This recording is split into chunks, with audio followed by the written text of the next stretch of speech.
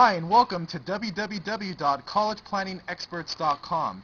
Today I'm going to reveal to you the top 4 mistakes most parents make when trying to qualify for scholarships for their students to go to college. Now, having talked to 1,100 families, countless admissions officers, and financial aid directors, these are the top 4 mistakes our office has put together that most families have absolutely no idea that they're even making. So let's get right into it. First mistake is not really understanding how the scholarship system works in the United States. The scholarship system works based on 2 different types of scholarships. The first one are private scholarships, and the second kind are need-based scholarships. 99.9% of families that I talk to spend all their time trying to qualify for private scholarships. You may have heard of private scholarships like the Nelson Mandela Scholarship or the Coca-Cola Scholarship.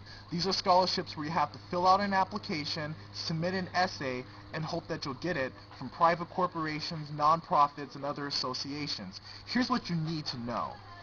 Private scholarships are one of the worst types of scholarships to try to apply for. According to the National Census Bureau for 2009, less than 1 out of every 250 families that applied for them actually received a private scholarship.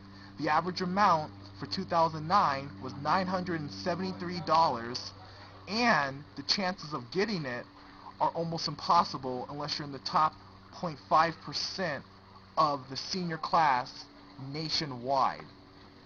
So if you have your students focusing on private scholarships, you don't want to focus on that. And here's the other thing.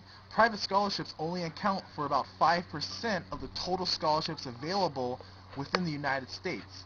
The other 95% of scholarships are what's called need-based scholarships, which I'm going to right now teach you how to qualify for. Because the second big mistake that our office sees dozens of families making every single day is not understanding how to position yourself to qualify for need-based financial aid. The government uses a federal formula to determine whether you qualify for need-based scholarships. The formula is cost of attendance, or how much the college costs per year, minus your expected family contribution, or how much the federal government expects you to pay for college per year, equals need. The lower you bring down your expected family contribution, the higher your need will be, and then the more than 97% of the scholarships you'll automatically get as long as you bring down your EFC. There's over 163 different factors that are used to calculate your EFC. I'm going to tell you the top 6 that I tell my clients at my workshops. Parents' income, parents' assets, students' income, students' assets, number of family members in college, and number of family members in the household. So all your strategic time and planning needs to focus on how to reduce your expected family contribution by sheltering your assets and your income. I don't have time to get into this. I usually talk more about it in my workshops, but what you need to know is stop focusing on private scholarships and start focusing on expected family contribution, minimizing strategies. The next big mistake I see a lot of parents make is parents aren't picking the right types of colleges that will allow you to receive scholarships. Because even if you bring down your expected family contribution and qualify for for need-based scholarships, if you're not picking colleges that have the capacity to meet your need, then your hopes of getting a good financial aid award are going to be like a crapshoot. So there's 2 questions I teach all my families at my workshops on how to qualify and actually receive need-based scholarships. First question, ask the college, what percent of need does your college meet? The second question you want to ask is, of the percent of need that's met, what percent is scholarship money versus loans?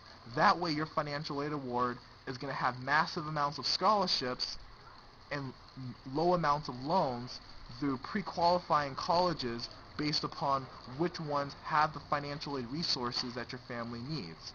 The fourth and last big mistake that our office sees a lot of families make is not tapping into endowment money.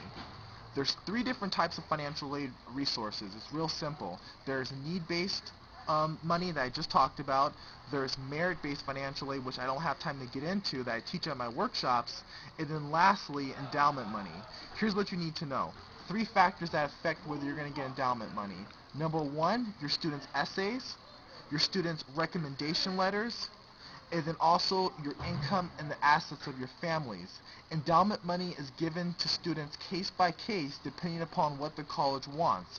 So as long as you know what the college wants and how to position yourself to qualify for endowment money, you're going to put your family on the fast track to receiving massive amounts of endowment-based financial aid. So there you have it. Now, having talked to 1,100 families, and literally our office has received thousands of calls and questions about how the financial aid system works, we've put together an A through Z done-for-you system on how to find the right college, maximize your students' chances of getting in, reducing the cost so you're paying wholesale, not retail, and then funding for it so that you can retire and keep your lifestyle.